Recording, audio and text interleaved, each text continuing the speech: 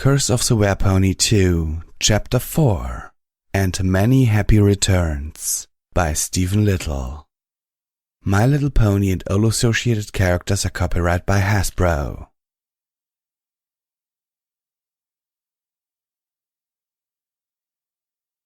Rarity knocked on the door to the library, planning to have a nice long talk with her little dragon. "Good morning, Rarity," Twilight said when she answered the door. "I take it you came to talk with Spike?" "Yes, he and I have a lot to talk about. Is he awake yet?" she asked. "I don't think so. I haven't seen him come down yet. I bet he's sleeping off those crystals from yesterday," Twilight said. "Come on, let's go wake him up." Rarity followed the lavender unicorn up to Spike's room and gently knocked on his door. "Spike, darling, are you awake? Spike?" There was no answer. "I'm just going to pop my head in." The white unicorn silently stepped into the room to find it devoid of her dragon. The only thing she immediately saw was his empty bed, a scroll addressed to her resting on it. "Is everything all right, Rarity?" Walking into the room, she found Rarity sitting on the bed, reading the letter. "Dearest Rarity, first I want you to know that I love you, never doubt that. I had to go out of town for a little while, but I'll be back later this afternoon. Emerald is with me. There's so much I want to talk to you about, but it will have to wait until I return. Please be patient with me. Always yours, Spike." "Gone again," Rarity said. "One of these days I'm going to have to glue his feet to the floor." "Rarity, didn't you give Spike a bunch of different gems yesterday?" Twilight asked her. "Why, yes, I gave him a wide assortment of gems, enough to fill 4 carts. Why do you ask?" "Well, it seems that most of them are gone. Look around, the only gems left are diamonds and purple amethysts. All others are gone," Twilight stated. "You don't think he could have eaten them, do you?" Rarity got up and walked around the room, noting the lack of gems. Out of the corner of her eye, she noticed a bundle of scrolls sticking out from beneath Spike's bed. "Darling, even a dragon with Spike's appetite couldn't have eaten all of them over the span of a single night." The white unicorn pulled out the scrolls and started looking through them. "What do you have there?" Twilight asked. "They're blueprints." She unfurled the bottom right corner and saw the date and project code written there. "Twilight, these are the plans for the boutique. My boutique. Why in Equestria would Spike have these? All these scrolls are building plans. Each of them is a separate room, and they are very detailed, but I have no idea what they have in common," the lavender unicorn said. "You don't think Spike took these, do you?" Rarity asked. "No, well, not all of them anyway," she said. "Look at these plans here. They're the originals for the Carousel Boutique. Now look at these scrolls over here. Each one of them have Spike's signature as a planner. I think he drew these." "I didn't know Spike could draw and design like this," the white unicorn said with surprise. "Well, I've asked him to draw diagrams in some of my letters to the princess, but those were just copies of ones I had on a blackboard. I guess he's gotten pretty good at making his own. He must have been planning this for months." Twilight reached for the last 2 scrolls and opened them. "And now I think I know why." Twilight laid out the final 2 scrolls in front of Rarity. They depicted an exploded view of a large 2-story building. The lower floor was a clothier's workspace and storefront, while the upstairs was a home consisting of a kitchen, dining room, living room, utility room, 2 bathrooms, a master bedroom, and 2 smaller rooms. In the bottom right corner of the page was written, "Home/business of Rarity Filigree." This is my home. At least that's what it looks like, but it's so much bigger. This is at least 3 or 4 times the size of the current shop. Spike drew this for me?" she asked, slightly confused. "I think Spike was anticipating your relationship going further and worked on this in the hope that you and he would live together." A sudden bolt of revelation struck Twilight. "That's it! Spike was working on this in the hopes that your relationship would grow. When you told him you were pregnant, all he could think of were these plans. I'm certain, deep down Spike knows he's too young to really provide for you, but I think he's trying to raise the money to give you this. A home for you, him, Sweetie Belle, and your foal." "Then the gems?" "I think he's taking them to sell. He can't find a job, not for some time, so he's taking the only possession he has of value and selling them to raise the bids. It doesn't make sense, though. Why would he take all the gems but leave these 2 types behind?" Rarity smiled. "They're us, Twilight, the diamonds and amethysts. It's me and Spike. He left them here together as a message to me. It was his way of letting me know that no matter what, he was coming back," Rarity said, wiping a tear from her eye. The white unicorn walked out of the room, levitating the blueprints behind her. I'll wait for him here at the library, but in the meantime I'll be studying these.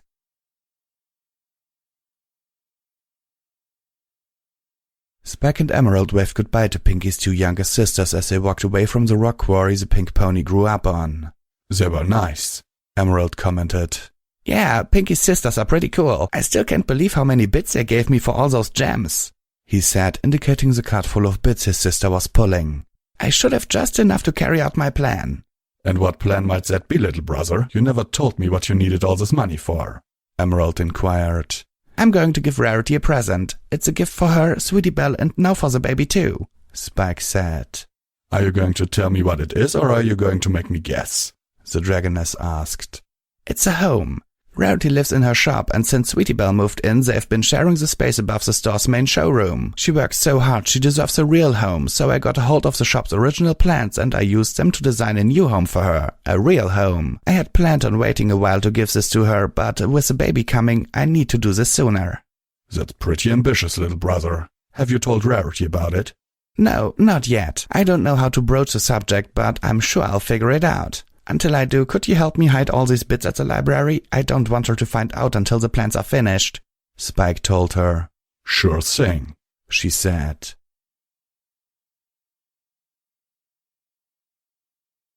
As the two dragons approached the library from the back alleys, so as to not be spotted hauling around a cart full of bits, Rarity rushed out the door to greet him.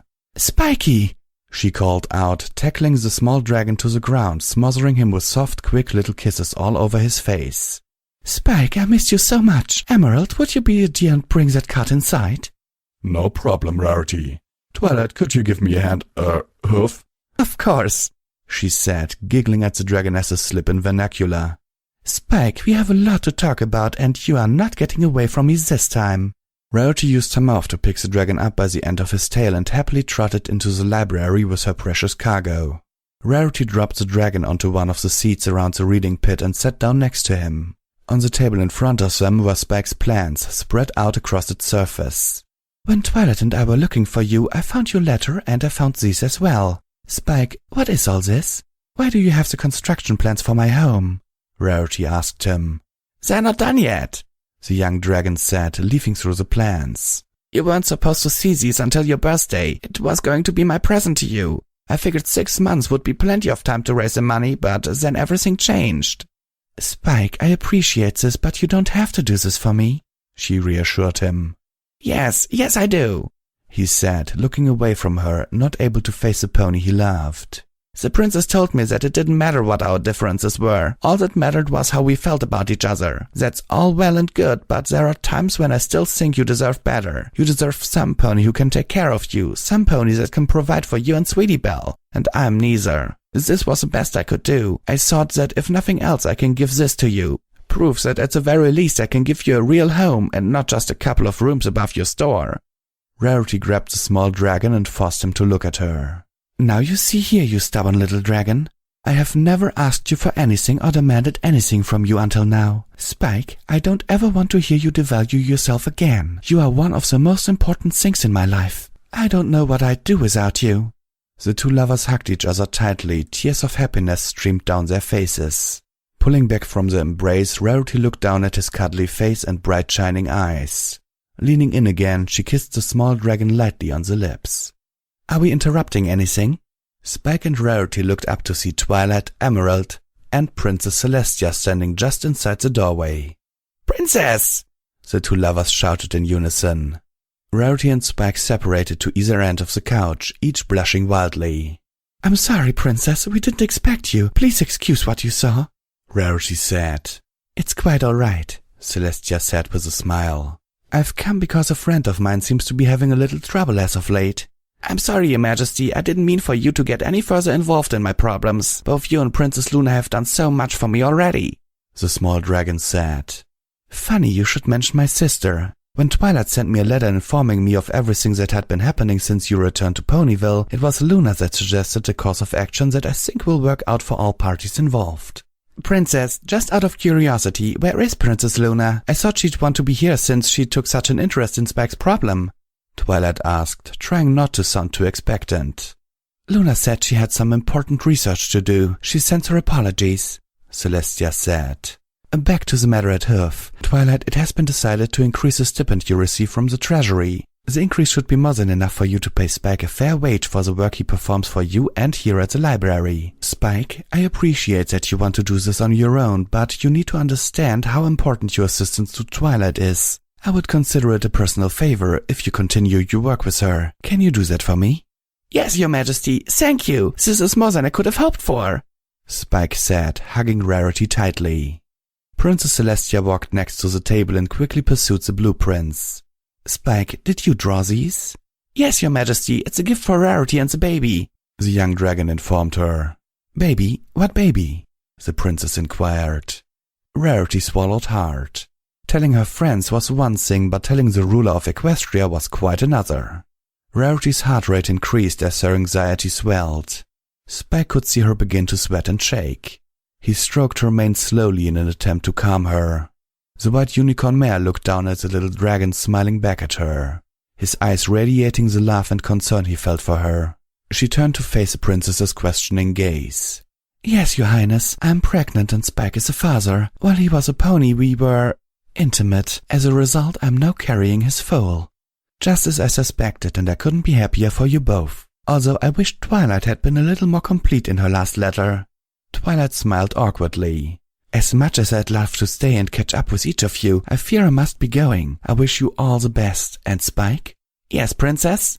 Instead of building a completely new second floor, have the current boutique lifted and placed on top of the newly built first floor. The 2 rooms up at the top can serve as an attic storage space, and the old shop can be cleared and rebuilt as a new living space. That should cut down on building costs and complete the new building in half the time, she suggested. Spike studied the plans carefully. You're right, Princess. Doing it that way would cut the costs almost in half. Thank you so much for your help. It's my pleasure, Spike, the princess said with a smile. Do let me know when the baby is born. I'd like to pay another visit and see him or her if I could. Of course, Your Majesty, you are always most welcome in our home, Rarity said. Our home? Spike asked. Yes, darling, our home, she said, pulling the little dragon close to her. The princess smiled at the loving couple one last time before departing back to Canterlot.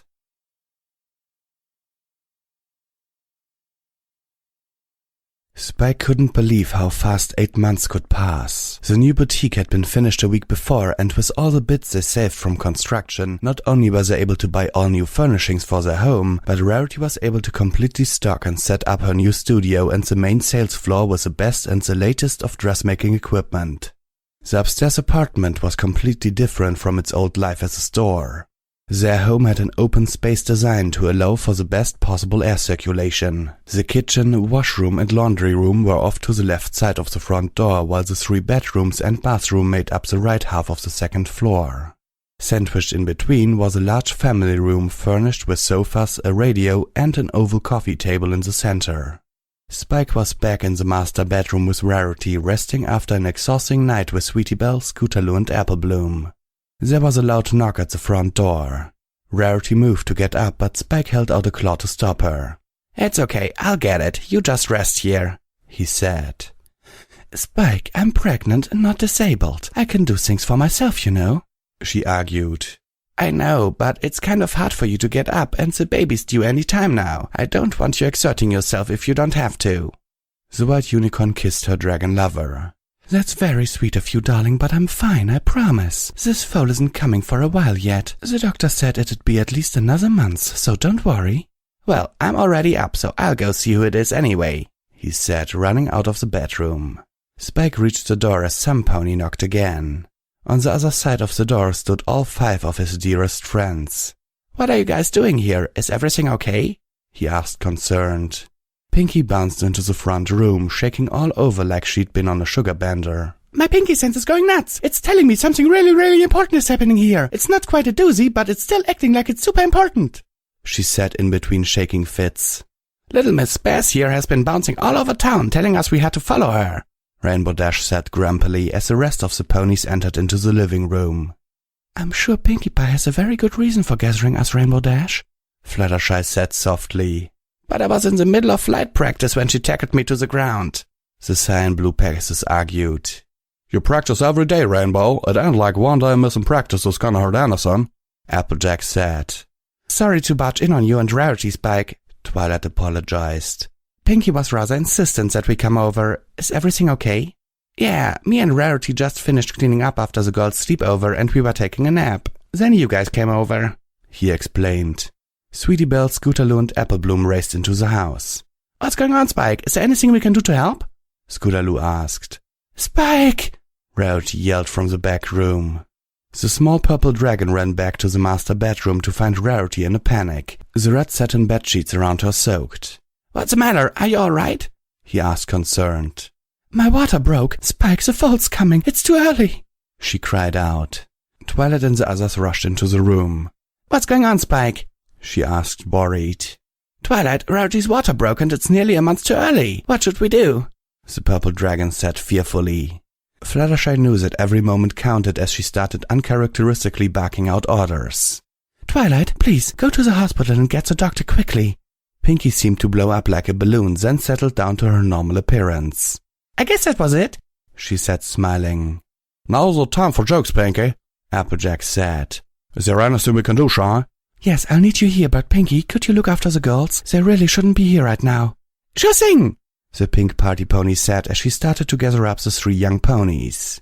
But can't we stay? The young fillies complained. Spike approached the 3 girls and placed a hand on Sweetie Belle's shoulder. Sweetie, I really need you to go in the other room with your friends. I promise I'll explain everything later. Okay, she said dejectedly. Pinkie ushered them out the door and into the living room. Can I help? Rainbow Dash asked. Yes, I need you to go and get a cloud filled with water quickly. Fast is what I do, Shy. Be right back, Dash said as she flew out of the bedroom window. Applejack, you and I are the only ponies I know with any experience birthing. Until Twilight gets back with the doctor, you and I are going to have to help Rarity. I know it's not the same as helping one of your sheep, but you're the best option right now. I'd say we should get her to a hospital, but I don't think we should move her right now, Fluttershy said with a confidence that was normally out of character for her. Rarity, are you okay with this? I know it's a lot to ask right now, but I want to be sure that you don't mind. Rarity was breathing heavily after her last contraction. I trust you, Fluttershy. You too, Applejack. Oh, you girls are my very best friends. Is there any way I can help? Spike asked. Yeah, you can get your tail up there with Rarity and help us through this. Having a foal ain't always the easiest thing. Sometimes it's pretty hard on the mare, Applejack told him as he climbed on the bed next to his mare friend. Just hold her hoof and help us through this, Spike. Applejack and I will do the best we can, Fluttershy reassured them both. A powerful contraction quaked through Rarity's body. The white unicorn cried out as the muscles in her abdomen seemed to catch fire. Hold on, Rarity, Spike said, hugging her as tightly as he could. Rainbow Dash came charging through the window with a small cloud in the shape of a basin filled to the brim with fresh rainwater. Is this okay? She asked. That's perfect, Rainbow, Fluttershy said as she climbed onto the bed. She quickly washed her hoofs in the cloud basin and moved the unicorn's tail out of the way. Oh my, you're already fully dilated. This shouldn't be happening so fast. I wish Twilight would hurry back with the doctor. Another contraction ripped through Rarity. She cried out as the contraction washed over her, tightening her embrace of the little purple dragon in her hoofs. I'm not sure what to do. This is happening much too fast, the farm pony said, concerned. I've never seen anything like this on the farm. Where's Twilight with the doctor?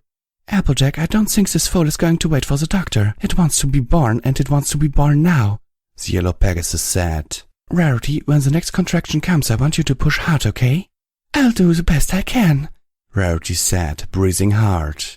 The next contraction came hard and fast. Push, Rarity, push as hard as you can, Fluttershy encouraged her. The contraction eased off and Rarity was able to breathe again. Her whole body was trembling.